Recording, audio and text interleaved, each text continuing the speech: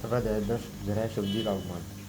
ब्रह्मा जी बोले, इधर सती ने फिर नंदा का व्रत किया।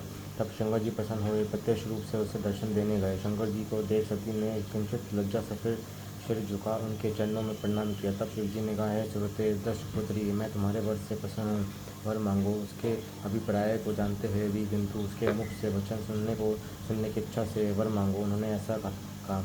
तब तो सती और भी लज्जित हो गई और उनके हृदय में जो था वह ना कह सकी। उनके अभीष्ट को लज्जा ने डर दिया। वह शिव के वचन सुन प्रेम से मगन हो गई। शिवजी भी ये जानकर प्रसन्न हो गए।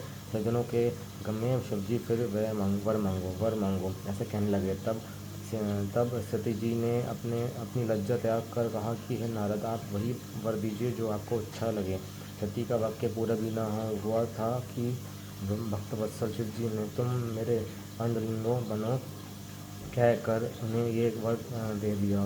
मनोवांछित वर मांगकर सती मौन हो गई। फिर कामनायुक्त शंकर जी के समक्ष खड़ी हो मन मुस्कुराती हुई सती कामवर्धक हाव भाव करने लगी। शिव जी में सांसारिक भाव जागृत हो गया। फिर तो उन दोनों की चित्रा और चंद्रमा की सी अपूर्व शोभा हो गई। फिर सती ने हाथ जोड़ भक्तवत्सल शिव जी से नम्रतापूर्वक कहा, हे देव महादेव, हे प्रभु, हे जगदम्बे, मेरे पिता के समक्ष विवाह विधि से आप मुझे स्वीकार करें। सती के ये वचन सुन भक्तवत्सल शंकर जी ने उन्हें प्रेम से देखा और तथास्तु कहा। सती जी मोह और हर्ष से युक्त हो शिव जी को समझा और उनसे आज्ञा ले माता के पास जाई।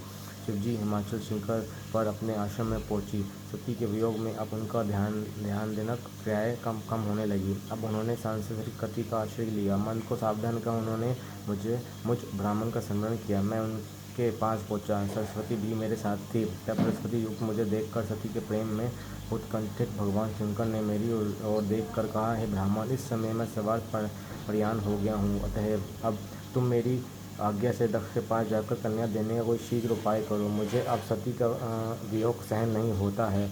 ऐसा कहकर सरस्वती को देखकर शिवजी वियोग के वश में हो गया। शिवाज्ञा पा में कृतार्थ हुआ। फिर भक्तवत्सल शिवजी से बोला, है भगवान, आपने जो कहा है मैं उस पर विचार करूँगा। इसमें तो मेरा और देवताओं का भी भला है। दक्ष अवश्य ही आपको अपनी कन्या देगा। फिर मैं भी आपकी आज्ञा से उससे कहूँगा। ऐसा कहकर मैं एक द्रुतगामी रथ पर बैठकर शीघ्र ही दक्ष के घर पहुँचा। उधर सती अपने पिता के घर में पहुँच बड़े हर्ष से अपनी सखी द्वारा माता पिता के पास शिवजी से प्राप्त अपने वर प्राप्त का समाचार कहले रही थी और उसकी प्रशंसा में उनके माता पिता बड़ा उत्सव कर रहे थे।